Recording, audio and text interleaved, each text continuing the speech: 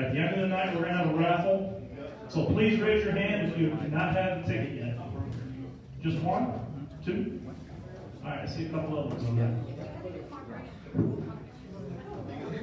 We've got a very full night tonight, so we're going to keep things moving. Sorry we're starting a little late. Sure. All right, at this time, if everybody can please stand for the prayer. Mike Mercer will lead us in prayer. And please remain standing. Lieutenant Anthony Wynn, United States Marine Corps, will lead us in the Pledge of Allegiance. Okay, let's pray. Father God, we just thank you for who you are and who you are in this country.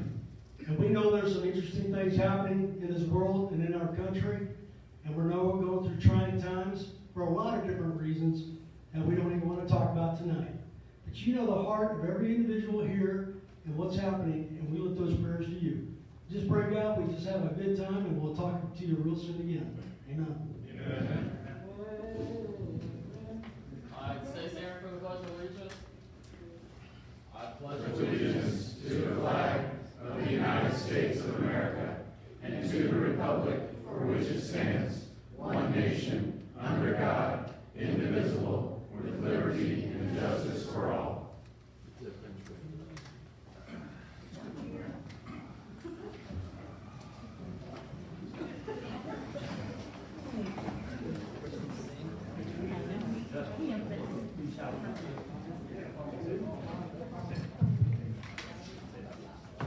All right, welcome. This, believe it or not, is our 42nd speaker series meeting. So thank you. It's open to the public. The purpose is basically for our community that comes to recognize, honor, and learn about the heroes. We want to keep that story going. For our veterans, though, it's basically get your butt out of the chair. All right, come here, buddy check up each other, and that's why we're here. We've got a full event tonight. There's a lot of surprises. We just have to wait till the very end, basically the entire time. We also have special guests, several special guests. But before that, who has not been here before? Anyone? Wow. Look at that. Look at that. Okay, so a show of hands from those that raised their hands. How many are veterans? Welcome. Wayne, put your hand down. -1, he's a Marine. Can't count. Pretty good breaks around. All right.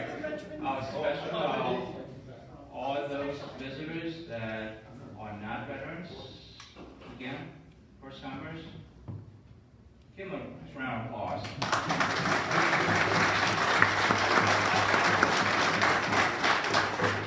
Like I said, we're here every third Thursday for this purpose. We also have in the house Lieutenant Lou. She is a published author, and we've been trying so hard to get her to speak at one of these events. Eventually, we'll get her here.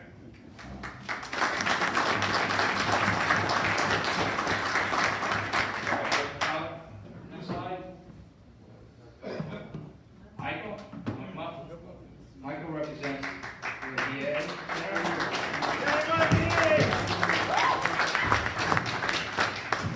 I am not a published author, but I do stay in a Holiday Express, and that goes for something, right? Yes. And I know everybody drove up here and you're automatically thinking that there was like a veterinary service, but it's not, so I'm not working on any of your dogs, but I could, and you don't want that. You work on these dogs. What? You work on these dogs. Hot dogs. These dogs. Farmer hot dogs. I have no idea what you're saying right now. Are you referring to devil dogs? Yes. I eat deviled eggs on Thanksgiving. Anyways, I have a minute. I'm just going to tell you really quick what it is that we do. I know you see your table over there, but the Vet Center was originally created for Vietnam veterans back in 1979. The Vet Center you see outside is a mobile command center that goes out and about to the community, bringing VA services directly to you. Yes, at some point you see me making dog tags for different veterans, but that's not all we do. The dog tag is a conversation. At the vet center since 1979, it's a conversation between friends. Just the same as the camaraderie that you see at the American Legion, VFW, and different posts across the nation. The vet center has 300 brick and mortar facilities and 83 mobile vet centers that not only bring direct service VA to those locations, but also bring triage service if needed. And then share that information about the Legion posts, about the different organizations, different events, and different programs that are out there so that no veteran gets left behind. Our staff is primary veterans. Since 1979, it was a conversation between friends, a cup of coffee, because Vietnam veterans were dying on the streets. How many Vietnam veterans we have in the audience tonight? If you never heard it before, welcome home. Vietnam veterans were the reason that Cleveland in 1974 enacted the Readjustment Counseling Act. And readjustment, again, is just 3 pillars: counseling, outreach, and referral. I tell a little joke, make you laugh, do something for somebody else. I definitely love you and care about you. And you have to be able to do this without the idea of, oh, I only work from 9 to 5. I only work from 8 to 4:30. The truck goes wherever I need to go. Sometimes I'm up at 2 a.m., sometimes I'm up at 6 a.m., doesn't matter. You know, just avoid the fire hydrants, because I do like to hit those. I did get that fixed, by the way, it's okay. It's a little joke. Dave told me to do a joke. Dave, It's not a appreciate it. joke, you hit one. I did. Hey, but if it's anything, any consolation, I was going to put a Band-Aid over it and say that not all wounds are visible. You know, like PTSD. But anyways, I apologize. I didn't have my crayon. I'm a Marine. I'm over here at the table. If you have any questions for me, just come over and ask. And when it comes to the VA, if I don't know, I know somebody that knows. Where you at, Tree? Thank you. See the three.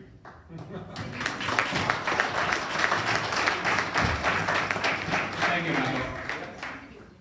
Next, we have an update from, okay.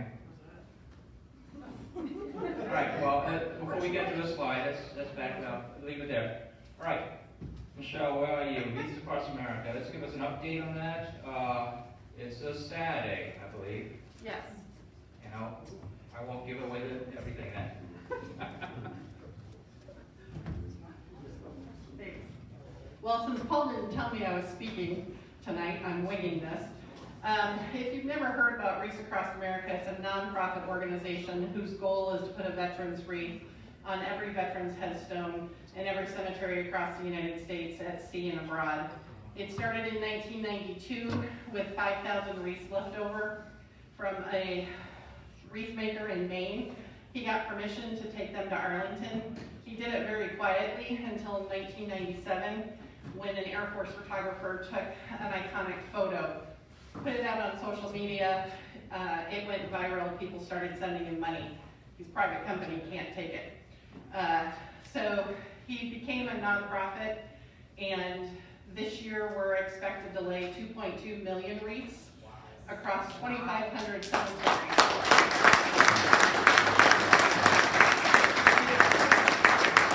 It's all done through donations. The wreaths are $50. They're tax deductible.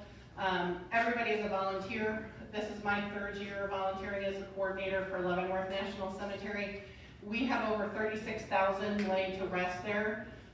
We've never come close to filling the cemetery. Last year was our best year with 7,000 wreaths, and this year we'll lay 3,924. So we took a big hit due to the economy and COVID this year. Due to COVID, we have tons of restrictions for volunteers. Normally we have 1,200. This year we have to limit that. However, we have had cancellations. So if people are still interested in volunteering, I will get the available slots to Tree and to Dan, and then they will share that information. I'll get it out tonight. It's Saturday. It's going to be super cold. You park at the VA Medical Center. You'll be bussed into a section, handed wreaths to lay. The motto is remember, honor, teach. remember our fallen, honor those serving in their family, and teach the future generations the cost of freedom. On Reef Day, that takes a different meaning. There's a saying that a person dies twice. The first time when they take their last breath, and the second time is when their name is spoken for the last time. So on Reef Day, remember, we speak that veteran's name out loud. We honor by thanking them for their service, placing the wreath, and we teach by taking pictures, Googling that veteran, and sharing it on social media so that veteran is not forgotten. Our big thing is saying their name out loud, so they don't die that second time. So if you're interested, I'll get the information out to these guys, and hopefully next year we're back to normal. We did have our ceremony, it had to be virtual. I will share the YouTube link with these guys, they can pass it out so you at least be able to see the ceremony. So Michelle, that picture behind you, Oh. is that Max Deweese?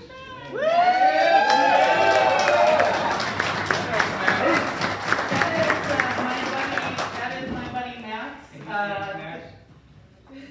Fish came out last year and were section leads.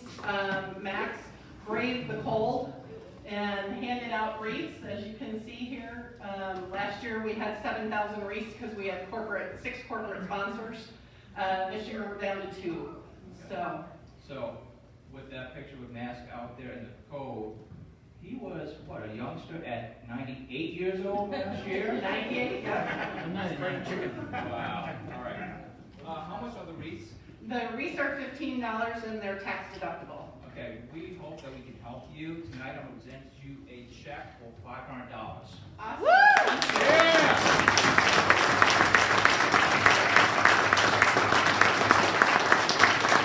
Yeah, they are doing a matching starting after December 19th, which is Wreath Day, to January 15th. Every wreath that you sponsor is going to be matched by the headquarters. So you can go ahead and still sponsor this year and it'll count towards next year. Question? You went from six sponsors to 2. Corporate sponsors. Can we have their addresses so we can send them a letter of shame? Yeah, we have some, well, the reasons we've got some volunteer slots open is because when people found out they're only able to lay 2 wreaths, they decided they didn't want to make the trip to the cemetery. So in my opinion, they were coming for the wrong reason. So we'll love to have anybody that wants to come out and honor our veterans. You don't need their address.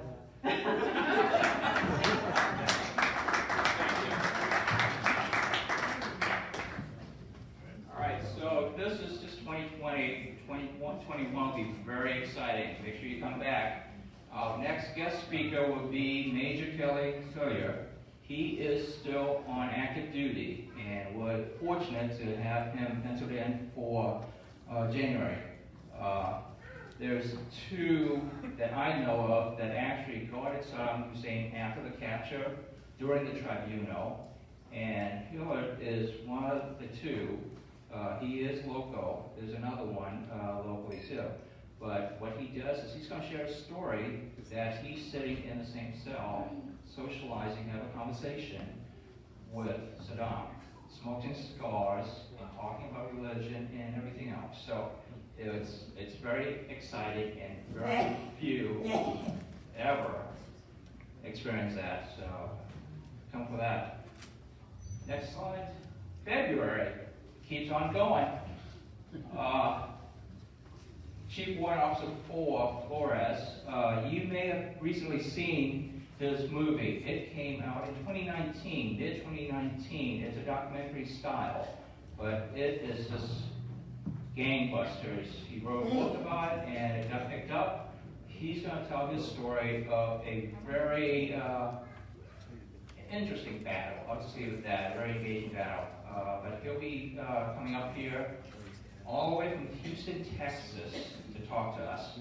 So be sure you're here. We'll have a sign-up sheet for get on our mailing list. We also are launching a newsletter that will come out quarterly. So stand by for that. Much further ado, what do we have next, Dan? Yeah, let's show up a quick video. See if it works. Yeah. Okay, so we don't have audio on He that? made a judgment. He believed in it so strongly that he knowingly bet his life on it. Every supervisor and contemporary who ever spoke to him had an opportunity to influence his judgment.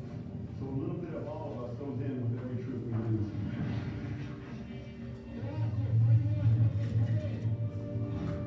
We were listening for our friends to come home.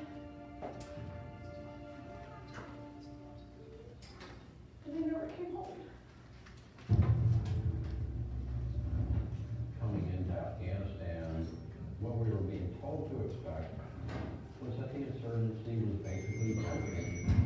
And we turned on the lights, and all of a sudden, we were in contact just about everywhere.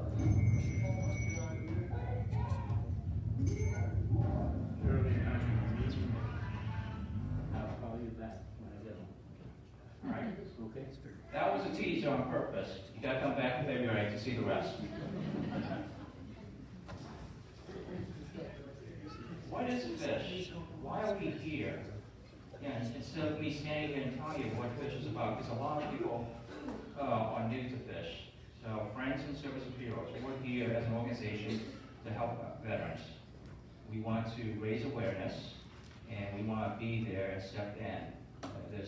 We provide a mobility chair, we provide a hospital bed when there's a crunch. We've had calls, same night we deliver, or 24 hours, within 24 hours, we deliver a hospital bed.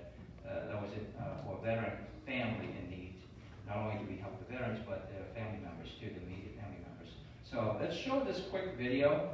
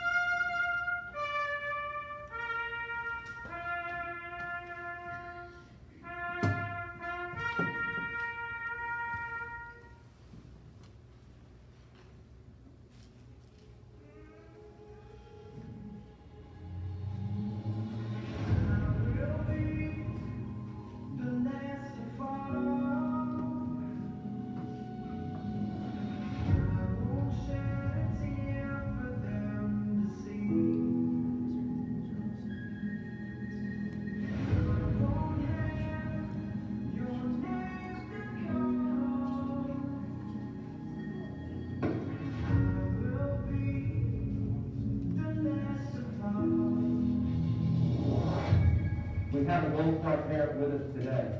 This family made the ultimate sacrifice for freedom, and we can never forget that. Thank you for being here. Aaron Sweeney, Eric Stoltz. I met this young man through a buddy of mine. He's been going through a lot, but today everything changed. He gets to go home with the service dog that you've been training with for a little while. Service dog named Jerry. You are one of our nation's defenders. And there's your story, your air assault pack, airborne pack. This is for you, buddy. Congratulations and thank you. There's another young man here that came in from Idaho. Jeremy, like so many of our guys who struggle with post-traumatic stress, decided ending his life was not enough. He said he was going to find good awareness of suicide within our veterans community. Decided to take a long walk from California all the way to Arlington. Jeremy, again, you're one of our nation's defenders. And we know how the service dogs change lives each and every day. I'd like for you to meet the dog that you're going to start training with.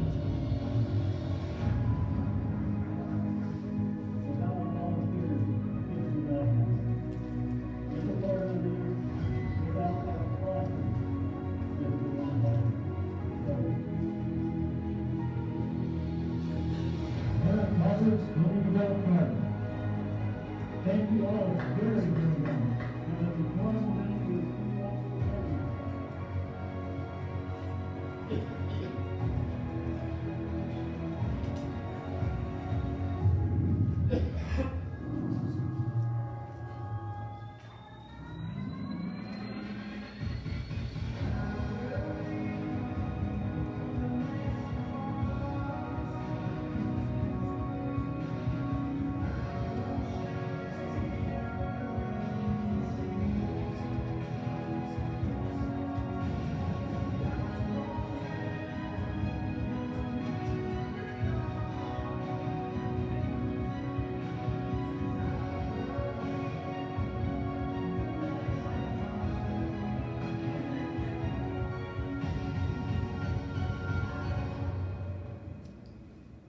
the things I'd like to ask each one of you to do tonight.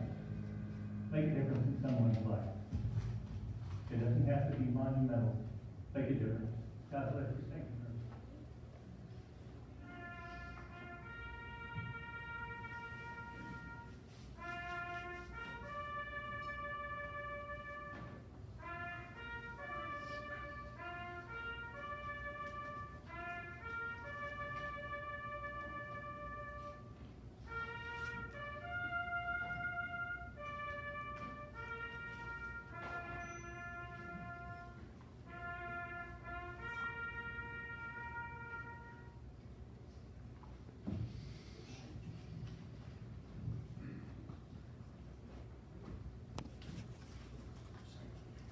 So that was our September golf tournament. We cut the video, and tonight you guys are the first outside the organization to see the video. We'll premiere that tonight on YouTube after this meeting. So it talks about the purpose, it talks about the fundraising, and where it goes to. You've seen in the video that we've announced 2 veterans receiving service dogs. So next slide. These are some of our sponsors locally that help us keep the program going. And it's a quick roundup. We'll touch base on year-end next meeting.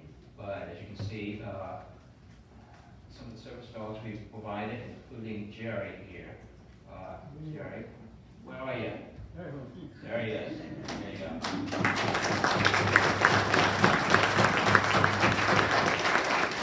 So that's Jerry, our World War II hero, and that's Jerry, the service dog that was given out in September. Are both of them trained?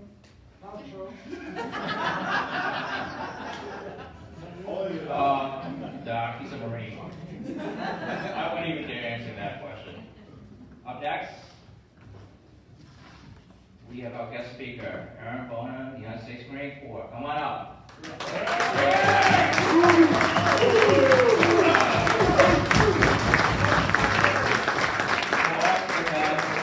Our comedian extraordinaire, David Nasker.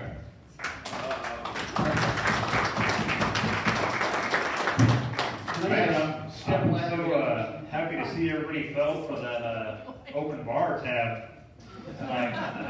Figured that'd get a few people to show up. Aaron, they wanted, since we did that great podcast together, which we did for 45 minutes on Facebook Live. Somebody forgot to hit record I like forgot to 5 hit the times. record button, yeah. So, but this goes better, so we thought we'd have a really unique way of just kind of talking, interviewing. So would you just start off by telling everybody what led you to join the Marine Corps? My name is Corporal Aaron Bono. I served in the Marine Corps from August 9th of 2000 to August 9th of 2008. I was a 3rd generation Marine.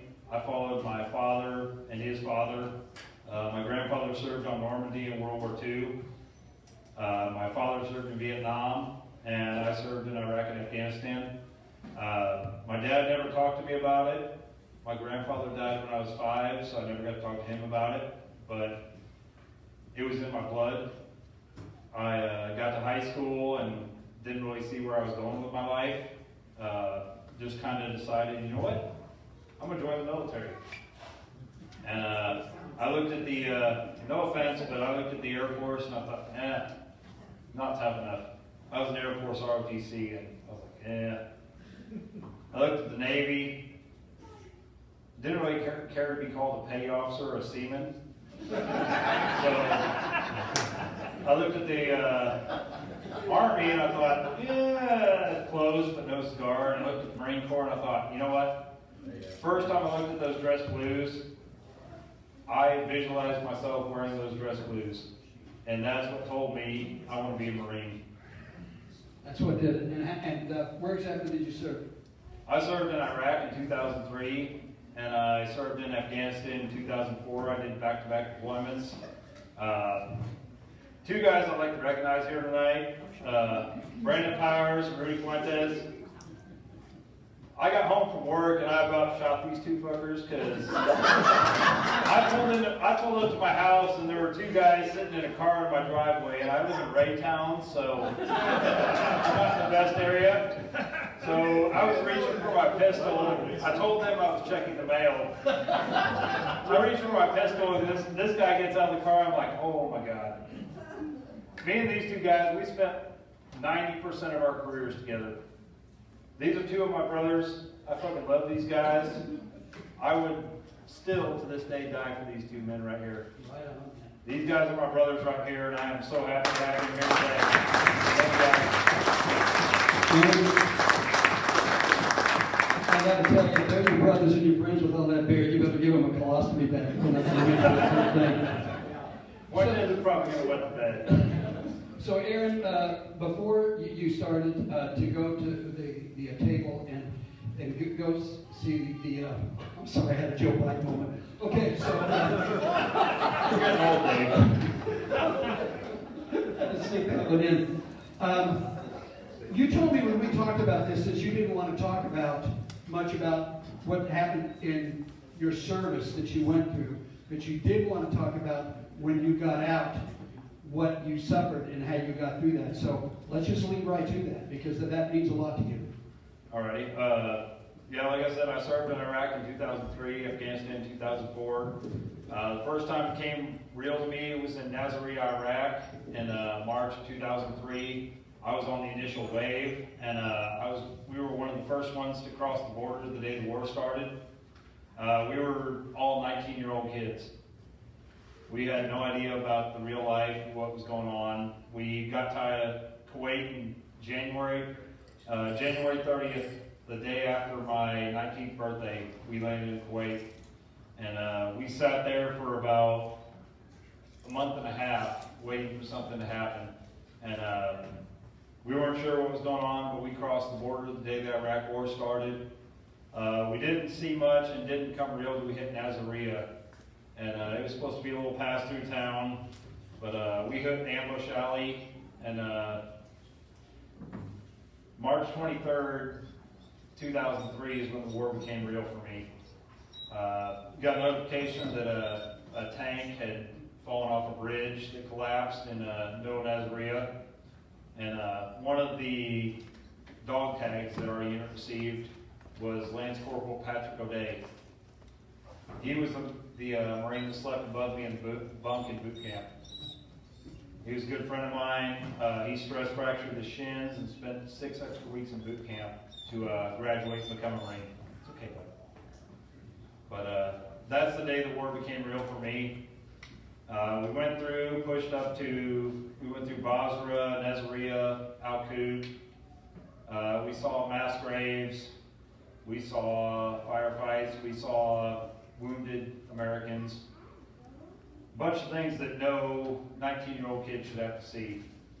And that's when it really became real for us. And then on the way back from Iraq in 2003, they asked us who wanted to go on another deployment. My first thought was, you're going to send us right back to Iraq. I ain't falling for that one. They said, no, we promise you if you go to Iraq, or if you volunteer for the next deployment. That picture right there, that's in Afghanistan, Central Pass. That's my buddy Rudy right there. So after we let off some AT-4s, they told us to shoot at a cave. We nailed it. But after Iraq, they told us that if we deployed again, we wouldn't be going back to Iraq. So we all three volunteered. And they said, congratulations, you're going to Afghanistan. Well, shit. I thought, you know what? My dad's going to be pissed. Because he told me the first thing about being a Marine is never volunteer. It's okay, but he said.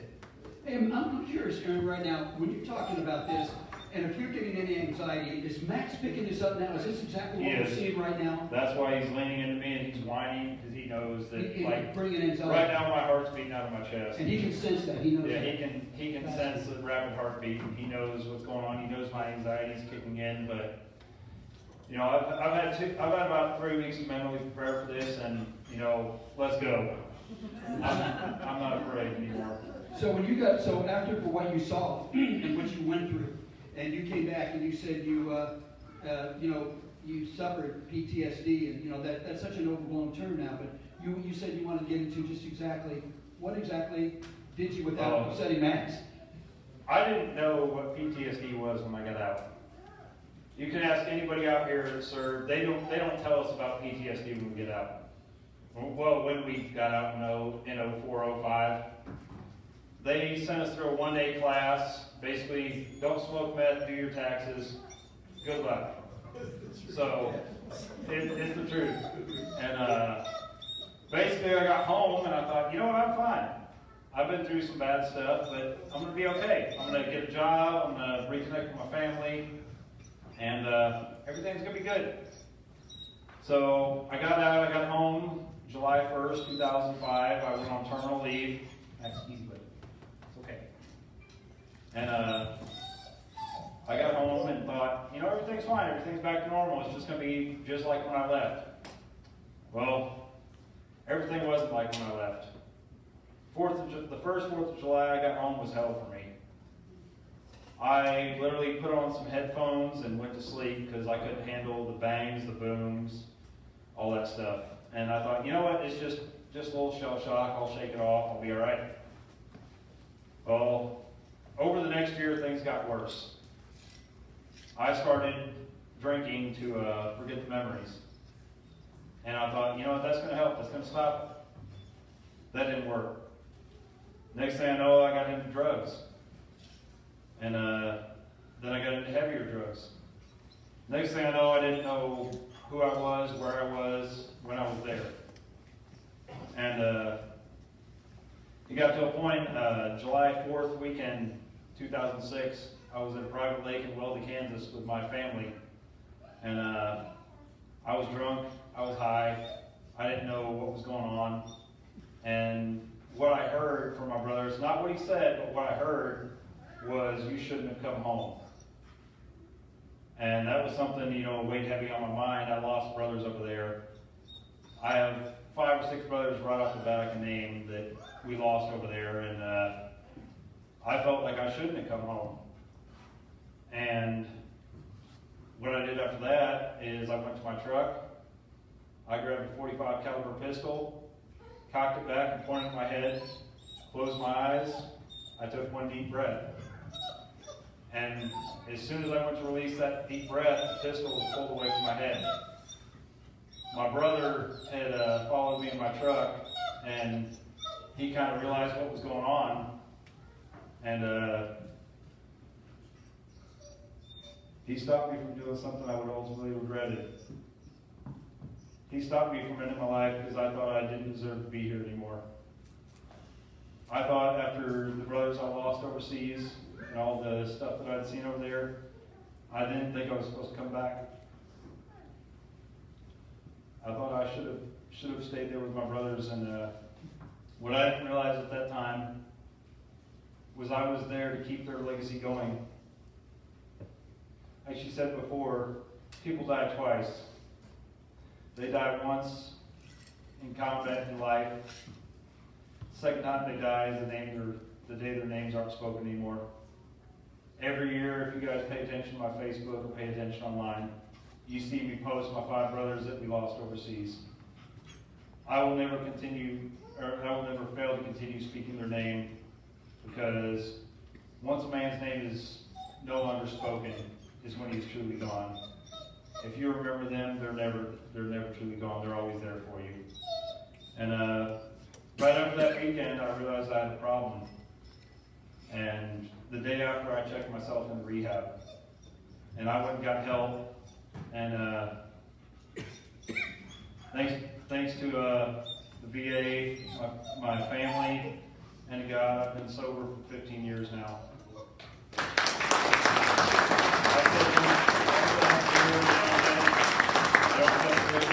I don't do drugs because I realized that I was given the chance to carry on for my brothers that can no longer carry on. That if I don't carry on, they'll be forgotten and then they'll be gone. So that's what keeps me going to this day. You know. Aaron, I've never asked you this before, and I just thought of this right now. You went through all that. How has faith played in getting through all this? Faith is huge. I gave up on my faith. I gave up and I said, you know what, I'm being tormented God's a big bully. I don't believe it anymore, and I'm just living till the end. When did it turn? When did it turn when you started it? It turned when I went to rehab. They told me that, they said, Max, it's okay. They said, God's left you here for a reason. They said that you're here as a messenger to carry on the names of the men that are no longer here. And you're here to live for them. I'm not just living my life. I'm living the life for my brothers that don't get that second chance, that gave their life for everyone sitting here tonight. If he's coming over to me because I got a steady heartbeat, that's why he's coming over to me. Well, thanks to the AFib and the medication, yeah. Max, that's Max. You're Max. You're Aaron. And I'm Joe Biden. Anyway.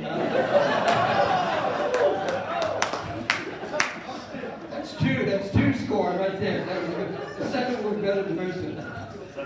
What would you tell folks now? Because we saw what you went through, and there may be some folks sitting out there that haven't gone through. What advice would you give the guys and gals that came back? What advice? I'm sorry, Max. I got to ask him this. What advice would you give them? Because you've been through it. And if I may say this to calm down here, what's very interesting. You know, I talked about this. You didn't get over it, and you didn't go around it. You told me I had to go through it. I had to understand what it was. It's the only way. What would you tell other vets now? I have to realize that memories aren't something that go away. Memories are something that are ingrained in your brain for life. I had delusions. I had, survivor's guilt. When I came home, a big problem I had is I went to my family for support. If I could, is there anyone here that's blood related to me tonight? Exactly. Literally is my blood relative that I come from. Who's here tonight that considers me my family? If you please stand up. Exactly. I went to my blood relatives, and I came home for Christmas the second year, and one of my cousins literally looked at me, and he asked me to my face, "How does it feel to be a murderer? How does it feel to kill innocent people?" And none of my relatives stood up and said anything to him. And that was the day that my relatives died to me. I felt alone in the world. I didn't have an outlet. I didn't have anywhere to go for help. And I turned to the drinking and the drugs. But then, May 17th, 2016, I'd been, over the years, fighting alcohol abuse. I'd stayed off the drugs. But I'm one of the few people in the world that can say midget wrestling saved my life. I don't like that you looked at me and said Sorry, Dave. you got to call for it. May 17th, 2016, May 16th, I saw a post on Facebook that said, it was on USMC Kansas City, that said free tickets to veterans for midget wrestling. And I was like, you know what, that sounds like fun. I'm going to go out there and I want to watch that. Well, that night, I went out there. A short show? It was very short. But those are some dirty mouth little SOBs, let me tell you. I expected, a good clean show, and I hear, F you, F this, F that. I'm going to F you up. I'm like, okay, cool. These guys are fun. I like watching those guys because I'm just nuts. Anyway, go ahead. That night, I've been battling my demons for years, and I met a guy there that night. I met a man named Paul Chaplin, and he introduced me to an organization named FISH. And I thought, you know what, I've been a part of a few organizations before. It's one of those fly-by-night deals, and they're going to say, hey, nice to meet you, good to see you, we forgot you. About 6 months later, I was having some trouble with my ex-wife, and welcome to the club. Yeah. It's amazing how they just don't get we're not mind readers, isn't it? Yeah. And she wouldn't let me have my son for my birthday. That's not funny. Well, I got really depressed that night. I started drinking, and I started having bad thoughts again. It was a Tuesday night about 10 p.m.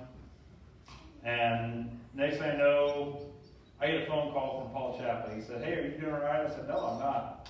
He said, "I'm having a bad night. I'm having some bad thoughts." And about 30 minutes later, Chris Benson, another gentleman of fish, showed up at my house, and he took me down to the VA hospital. They let me sober up. They brought in a psychiatrist to talk to me, and Paul and Chris didn't leave my side until I was released from the VA. And that's what showed me that these guys are for real. These guys are here to help me. They're here to support me.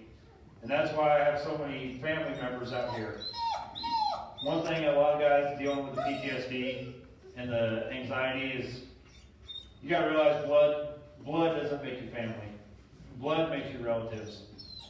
If you're ever feeling alone, find the people that are there for you. Find the people that truly care about you and the people that want to be because they choose to be there. My family disowned me. I haven't seen some of them in 10 years, and I could care less because I know who my family is. I know who our true family is. Not just relatives. You don't have to be blood related to be family.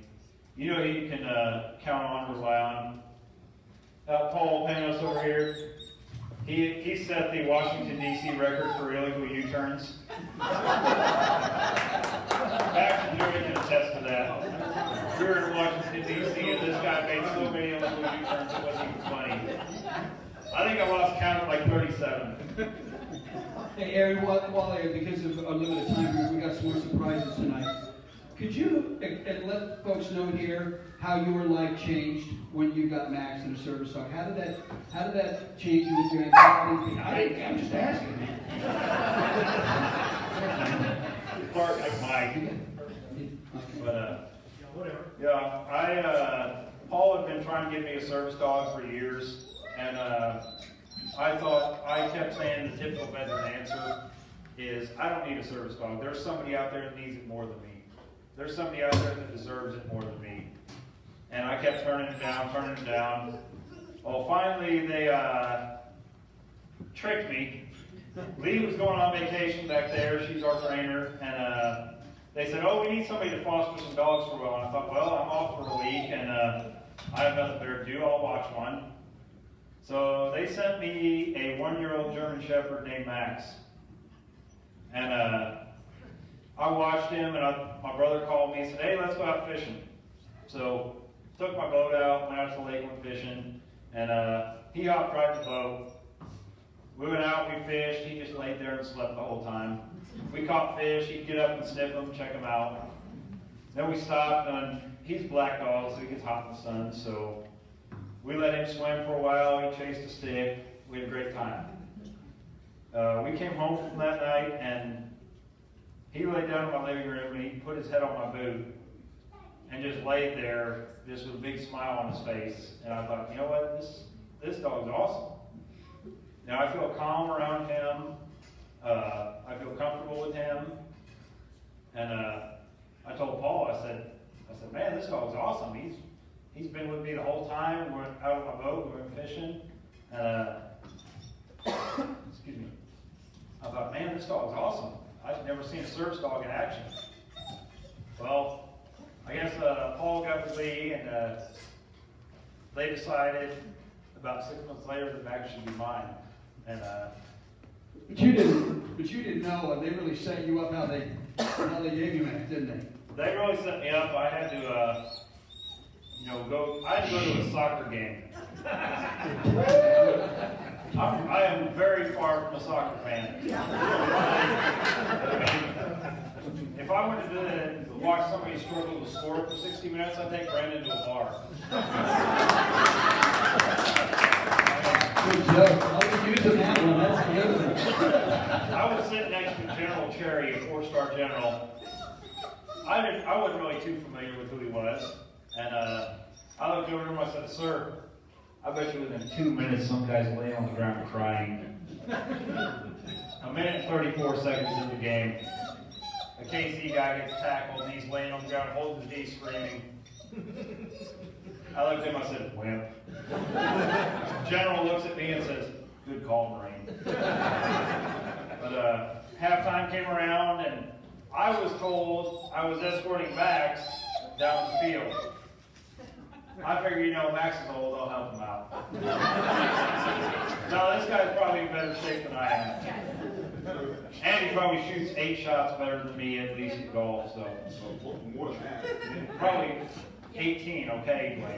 But I took Max down the field and I was told they were honoring Max Louise. And I was like, okay, cool. I'm happy to be here for that because, you know, Max is one of my heroes. Max and Jerry, those guys are my heroes right there. Those are the men that I aspire to be. And I thought, okay, cool. And then they start showing pictures of me. I'm like, what the hell? I'm like, oh, come on, don't embarrass me at a soccer game. But they ended up, and then the next thing I know, my cousin's there, and Lee brings out Max, and they presented him to me as my service dog. And Max and I have been together for about 1.5 years now. I live alone, he's been my best friend, and you know, he's taken care of me, he's been there for me. You know, if I fall down, he helps me up. If I get anxious or nervous, as you can see right now, he's right here for me, and he's leaning against me, and he's keeping me going. Thanks, buddy. Aaron Bono, ladies and gentlemen, thank you for coming. Thank you, Robert. Thank you.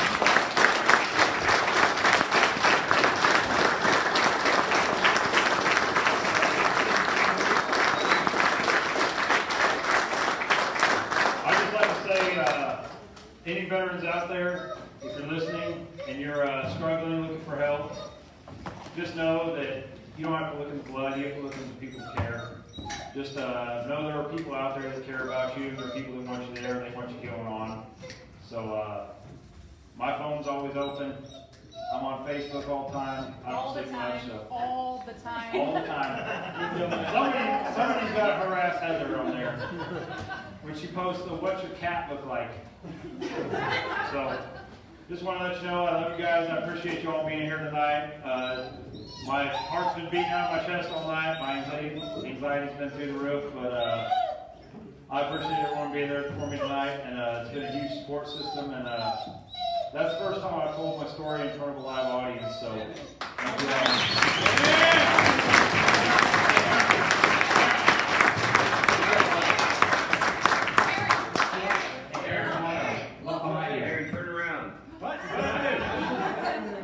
Hey, buddy, how are you? You're good, Paul. How are you doing, brother? Real fine. Listen, I'm here with my family. There's Leslie. Leslie, Gabby. There's the rest of my girls. And I just want to tell you how proud I am of you, Aaron. For you to share your support for the first time, I'm honored. I'm humbled that you're part of this family. And man, we've got so many more things to do, but as you know, Fish is about doing life together. Absolutely. I can't imagine doing life without you, Aaron. So thank you for being part of this family. And I tell you what, not only has Max changed your life, you know, you've changed ours. And I just want to tell you how much I love you and how much everyone in the room loves you. So again, thank you for sharing your story with us tonight. Love you, brother.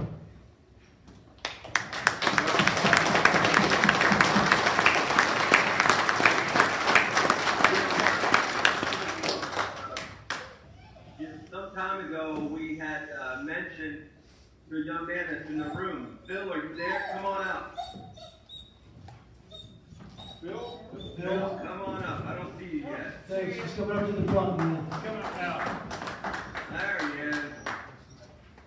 How you doing, Phil?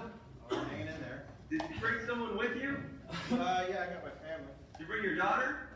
I brought my whole family. Well, bring them up. Bring them. So here's the family before the first. Here's Lucas.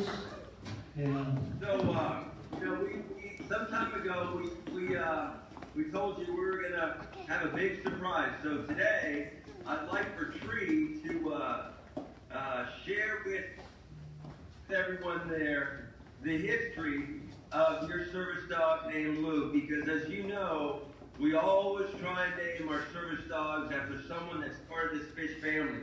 Of course, we got Max after Max Louise. We got Jerry after Jerry Ingram. We got Richie after Richard Youngins. And now we have Lou after Army Vietnam veteran nurse Lou Eisenbrandt. So Tree, would you please read Lou's bio?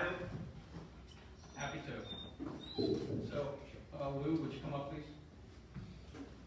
Grew up in a small Illinois town. Lou joined the Army in order to see the world.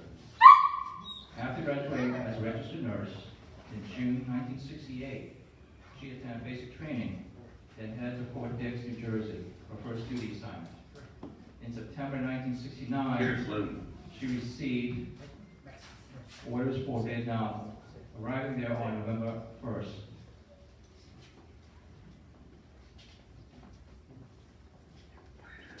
Lou, we're so glad that you're here. I know you had mentioned to me you hadn't left the house. Not only the service dog named after you, but also the veteran. So Lou, somewhere there is a service dog named after you. Come on out and bring Lou out, would you please?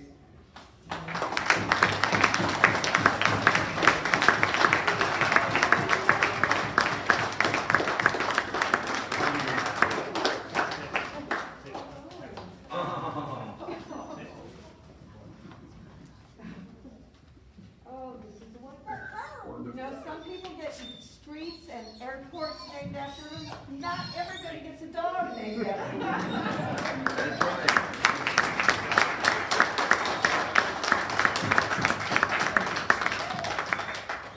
This is so exciting for me when Paul called me and asked me, and I said, they name their dogs after the vets, and he said yes, and he said this happens to be a female dog, so it seemed appropriate. So I am thrilled to do this. I'm thrilled I'm getting to know the organization, and I only wish you the best of luck with your new dog. You like him? Isn't he cool?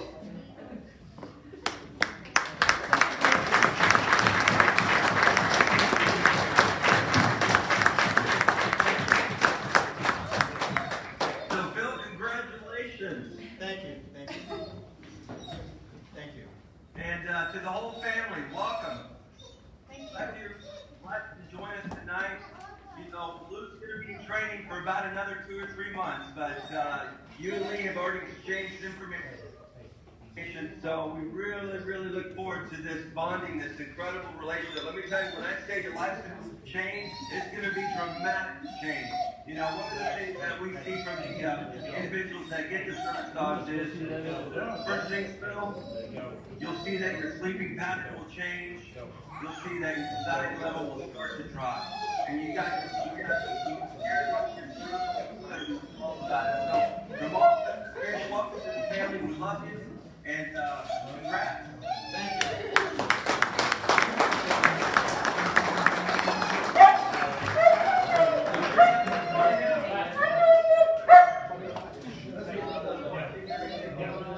Hi everyone, Merry Christmas. I know the night's not over. There's a lot more surprises in store, so get ready.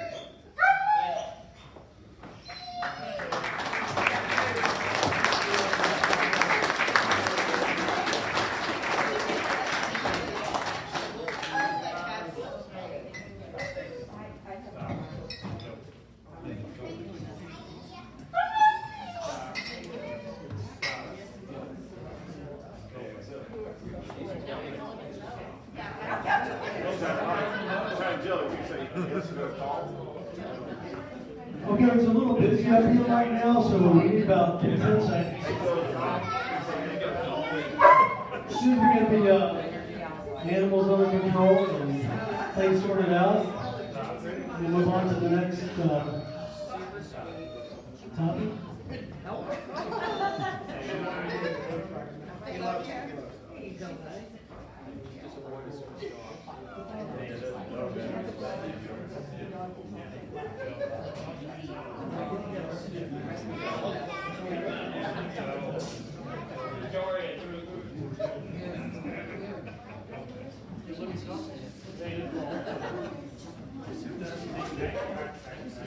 Hey, something that needs to be said, Bill was up here just a minute ago, and with his family, and he was on a age 64 as a repairman tech helicopter, and he is a remarkable fellow.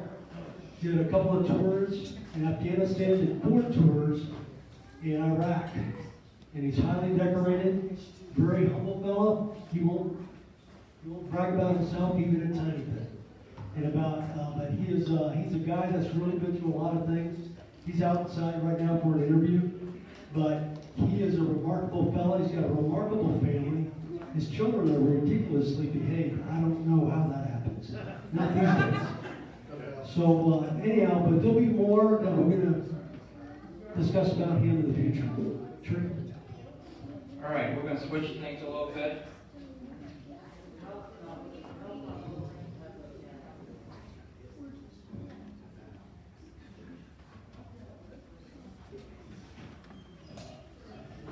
Johnny Claus, how are you doing, sir?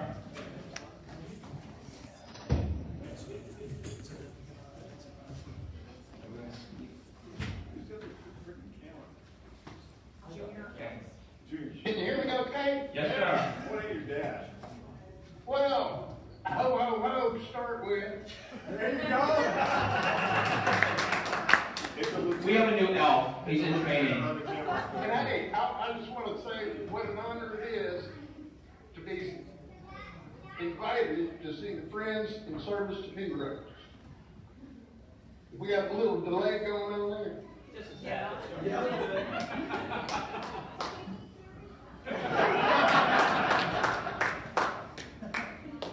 So, Johnny Claus is from the 1st Reindeer Division, Tactical Slave Group, Marine Corps Base, stationed in North Pole.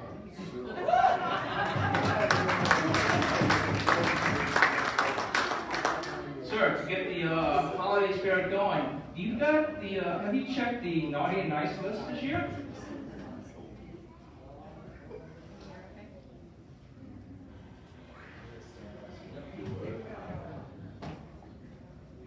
Sir, were you able to check the naughty and nice list this year? Oh, yes, I did. Oh, my goodness. You guys have a lot of people on the classified list.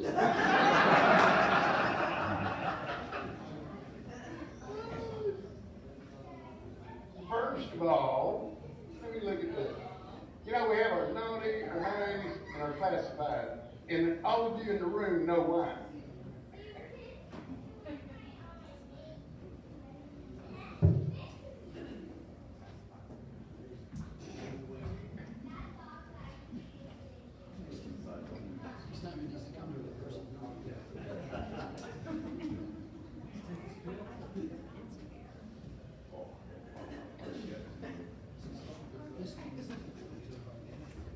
So on the first... Okay. I'm good now.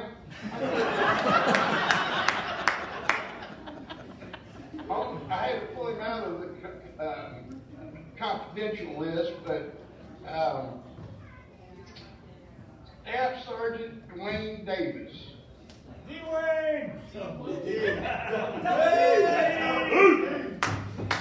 Dwayne, you get a t-shirt. Davis.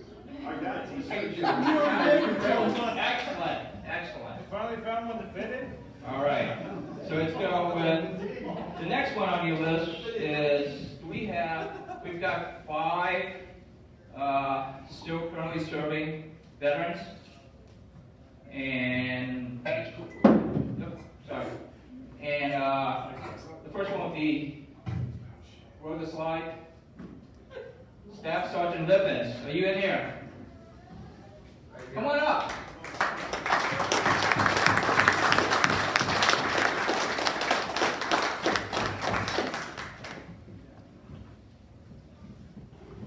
So these individuals, servicemen, veterans, have been nominated by their commanding officers and their peers. And Staff Sergeant Lippens is, his family, I should say, is presented with a $500 gift certificate to celebrate the holidays.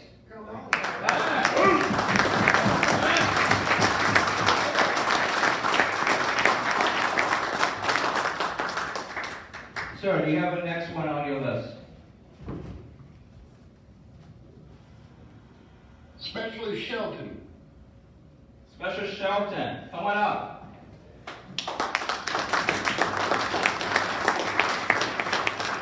25 years served as Human Resource Specialist at Mission Command Training Program at Fort Leavenworth.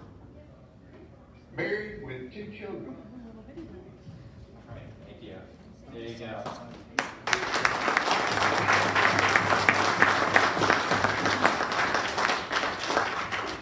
Next on your list, sir. The next one.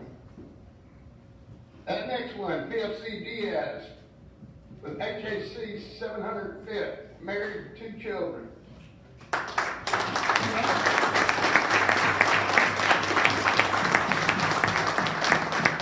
And did we get Diaz? All right, next one, Staff Sergeant Chapman, with 256 MP Company, married with 5 children. All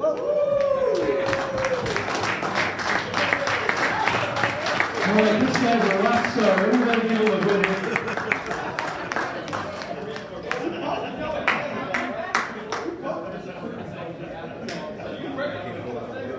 And next, Specialist Torrance Nava, Lawrence Nava, are you here? 19D Cavalry Scout, married with 2 children. All right. And Okay. number 6, we've got Staff Sergeant Jess Ryland, joined in 2001, assigned to the 82nd Airborne. He did tours in Afghanistan and Iraq.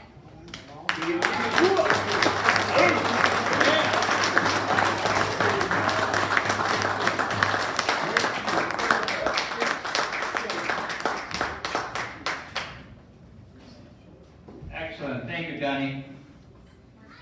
We're gonna switch gears. If you don't mind holding on for a little bit with us? If you can hang on with us for a little bit? Oh, yeah, absolutely. Excellent, okay. So, one of the things, back to the pillars, why we're here every night, third Thursday, is to tell the story, retell the story, and keep the story going. The next story I want to talk about is a veteran who is not here tonight with us, but bring up the next slide for me. Okay.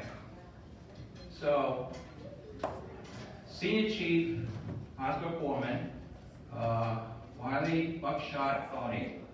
So he joined the Navy in 1929, retired after 20 years. He served on the destroyer, oiler, and minesweeper. Duty stations include Kodiak, Alaska, right by your neighborhood there, sir. Honolulu, San Diego, Charleston, Norfolk, Mayport, and 3 tours in Bethesda. But what's interesting was recently this year, I believe, he went to an annual reunion and sat next to a Sea Cadet. The Sea Cadet was one of the color guards for the event. And he gave the Sea Cadet his very first fish challenge coin. So we were expecting him to be here tonight, but he did not make it. So we'll have to replace that challenge coin for him that he gave away.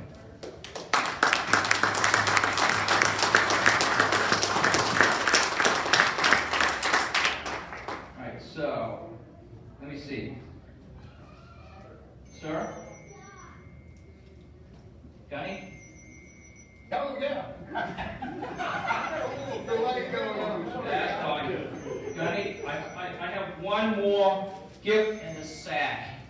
Could you read the name of the recipient, sir?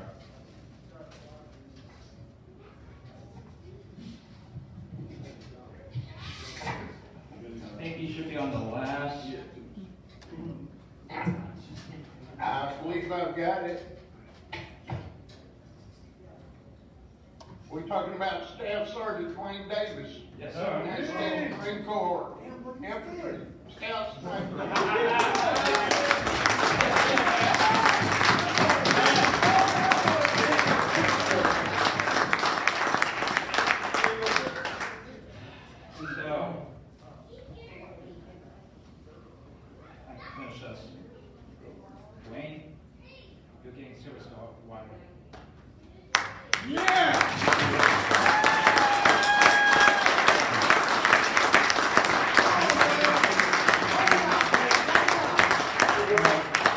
sir.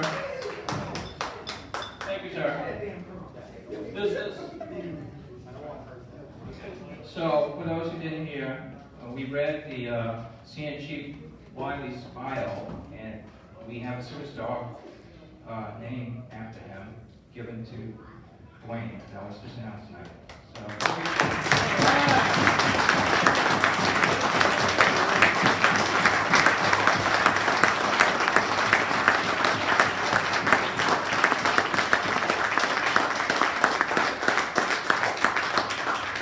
Gunny, thank you. Happy holidays from all of us. Wish well to Mrs. Claus, the elves, all the reindeers, especially our favorite reindeers, Rudolph. I got a couple of things I want to say real quick. Yes, sir. You know, even though I get out and see about 4,000 active duty kids every year, all of you guys in this room are very important. And all of you should believe in the magic of Christmas. And the Marines, we call this magic family. But, as you all know, y'all are one big family. Take care of each other. Have a wonderful Christmas. Semper Fi.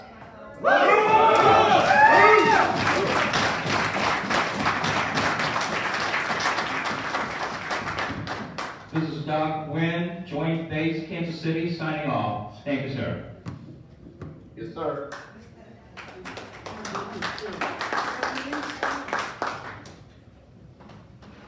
All right. I believe that is all the surprises for this season. Now, we're going to go straight into the raffle. Veterans, pull out your card. You wish. How about Wednesday cars? Okay. For the first one is $20 to Brunch Bucks. First watch. All right. It goes to 252. 9252. There we go. Oh.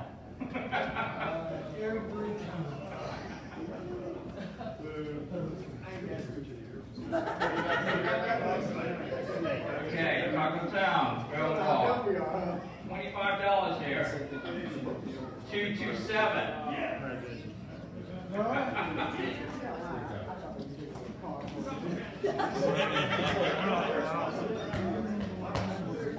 Next one, Wind City Pub. $25. It's about 254.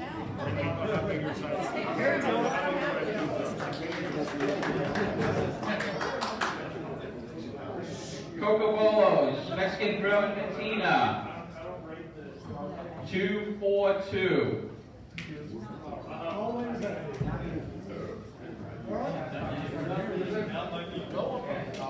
We're down to two more. The Breakfast Spot. 221. Cheers.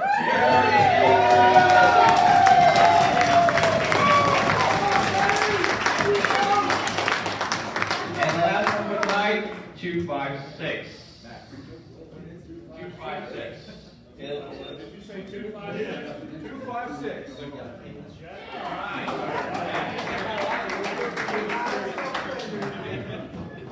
Thank you everyone for coming, and we'll see you next month.